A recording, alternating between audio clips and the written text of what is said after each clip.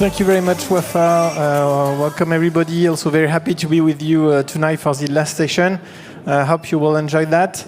So, yes, Air Liquide is a digital company. You did not use that. But we are, in the end, a company that is providing gases, technologies, and services for industry. We have 2 million customers. And we try to provide sustainable solution for a lot of customer processes, providing small molecules like oxygen, hydrogen. And we also have a strong activity in health. We are serving 2 million patients with a lot of services, of course, with gases, but not only. And beyond that, we have a strong industrial model that is today already augmented by AI. We have connected our plant and industrial assets for more than 30 years. We have developed a very strong data strategy for more than 10 years. And we have moved towards the different AI technologies, being in a real acceleration for the last 2-3 years. So here you can see the primary productions, our plants that distribute gases to our customers, either through pipelines, through trucks, or through cylinders. And our main objective is to be able to be very efficient on this global value chain from energy, transformation, delivery, and understanding the customer demand. Behind that, as I said, what are the big numbers we want to tackle with AI? 2 million patients, 2 million customers. We have to tackle this complexity in terms of interaction. And of course, as we do a lot of business or service with these people, we have a lot of transaction. And this is where I will present my the scope of the talk today. So finance is, of course, at the core of our activity. Here, I just mentioned the very high-level type of financial activities that we have inside Air Liquide. Financial control, operation control. And my main focus today is to support the activity of transactional activities. So 2 million patients, 2 million customers, you can imagine that we manage a few millions of transactions per year. So we've been equipped for years with classical ERPs, SAP-like, and things like that. But we want to go one step further. And if you just have to keep an eye on the financial landscape on which I focus my energy with the teams, we are going to equip the financial people that are supporting these transactional activities, around 1,000 people working in the Business Service Center, or the GBS. So they are working in a lot of different countries. So we have a first challenge related to language, so multi-languages from our customer, other languages from the people who tackle this transaction. A lot of ERPs, so digital systems that sustain these transactions today. It's around 10 digital systems, very high-level view, but we have more than that, but we are aligning this strategy. As I said, the number of transactions is a few tens of millions per year. And of course, it's to support our customers who all have also their way of working. The main challenges as of today, multiple languages. Automate part of these activities because as the systems are not always well connected the one with the other, you have a lot of replication to manage, a lot of support, a lot of control to do. And we want to support the people who are working with that to automate part of this task and reposition them on more added value activities. And today, to do it, there are a lot of knowledge and practices that are spread around the world that we want to communicate. As you may know, also the business of GBS or BAC is a business in which there is a huge turnover for many reasons. So we have to support lead time and a ramp-up of the people who are working there. This activity is fully embedded in our AI program. So very short, what we do. We have a 3-step approach, create new habits through AI. And we have positioned Gemini for Workspace for all employees inside Air Liquide, so it's 65,000 people. Then, as soon as we want to do more complex topics, we are developing a lot of AI assistants. And then we build more complex AI systems for our operations and for customer activities or transactional activities. I just highlighted the main things that are important to our AI teams in terms of value. Of course, being governable in terms of IT, ensure trust and adoption to the end users. Be sure that we generate value, of course, and we want to keep technological sovereignty on what we do. So what you are mentioning here is that Gemini for day-to-day use, and then creation of AI assistants and agents on Prism AI platform. That was the next slide, but I will emphasize on that. And then AI system that may be a combination of that or other systems. And so the use cases, and of course it's a long journey. And the first AI product that I want to show with you is a chatbot. So what's the value proposition? It's to support finance people in their process and procedure through a bot. So it's what we call a knowledge bot. So as I said, we have a lot of people that are being onboarded on a regular basis in the different GBS. We want them to follow the same high-level processes, but of course, then when you come to implementation, you have a lot of specificities. This has been captured in a lot of documents, but of course, then reading all the documents or organizing training is a challenge. So we put in place this chatbot via the Prism AI technology. And so how does it work? The people from finance, they either ask through a prompt, but even a very short conversation, what they need.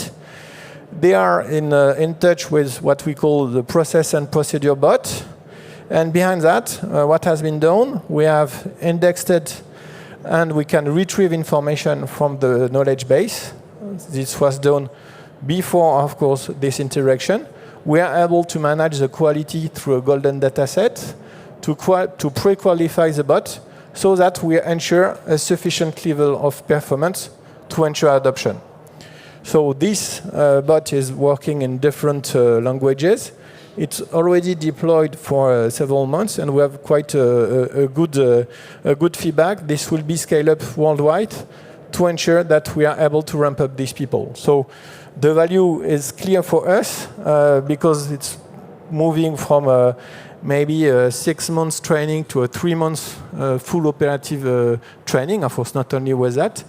And being able also to standardize the process because we are able to go through a single channel to the same type of information. So this is what we did. That's the first step. This is what we call the knowledge. But tomorrow, this will support also more an agentic vision because having this information being available will enable to think about more automation in link with the ERPs. And so this is what we did. It's just the start, as we say. So I'll let you the floor. Thank you.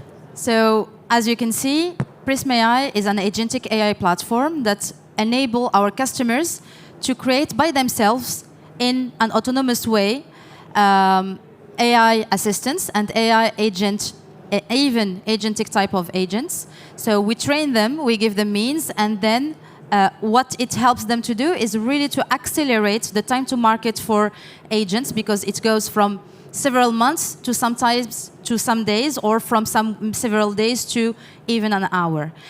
And what we are building here within Prism AI is a really living IT system because we believe that tomorrow, and tomorrow is very coming very soon, is the fact that we will need in all organizations, especially in corporates, to have a vivid IT system that will have to interact instantly with agents. Meaning what? Meaning being able to intercept agent events, treat them, and respond to those.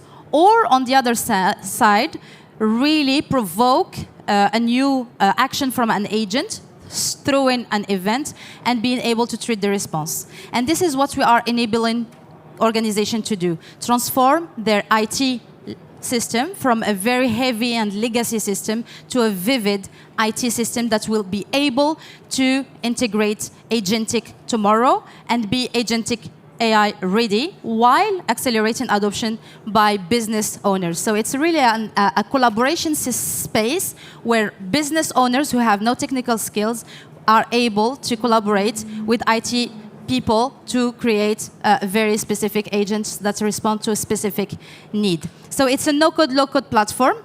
That is why two types of profiles can collaborate. And the mean of that is to accelerate innovation through the organization. And why is this important? Is because we have really two types of agents. We have custom code for very specific, that are very high value creation type of agents, okay? Which are very heavy to create. Those can be still on the make. And we have the type of agents that are very complex, very simple to create, or medium complexity. And those are the second type. We have so many number of use cases, okay? But the value creation summarized, if we have the sum up of all the value creation of each of those many agents that you see, the value is so big for the company, we can't really afford to not implement in them. This is why we have a platform that can answer the first one, if needed, either in make or just in exposure, or for the second type of agents, so no code, low code for low and medium complexity type of agents. We give autonomy to companies to create them on the platform and accelerate and foster the creation of those. So I'm gonna I don't know how this works. Maybe I'm gonna need some help in here. Just to launch the video, there is a video in here. A short video to explain the value proposition of Prism AI.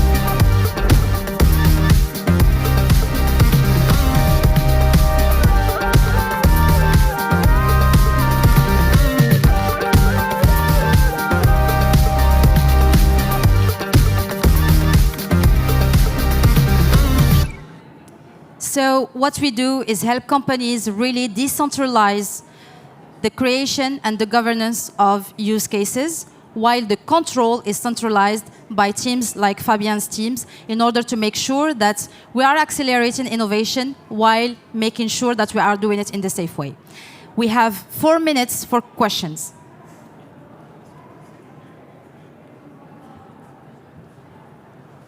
Okay, here I go. I wanted to know the delay in the project from first, I would say, design to actually adoption by the users. Is it months, years, please? So I just don't want to lie to you, because for this one we had sort of this kind of projects all something like 2-3 months from design to implementation, and I will say it's quite slow. For this specific project, these were the first ones, where the learning curve on the platform, understanding the data, and then we are also putting in place the operating model, as Moffat just said, to understand also how we will scale up in a big company. But the design takes something like 2-3 months. Then, of course, you want to scale, you add more things. So it was a bit more than that, but more or less that's the order of magnitude. The point, of course, is to make sure that your business people are well involved, that they understand what they have to do. We have the challenge of making sure that they understand that they are the owner of the document, that they will govern the document, that we struggled a bit, and I look at the three next to you are the ones really doing the job, not me. They have to struggle in understanding, making understanding to the business that they have to qualify the data sets, golden data sets. But in the end, it works. But you know, they are very good. So we still can take one or two other questions.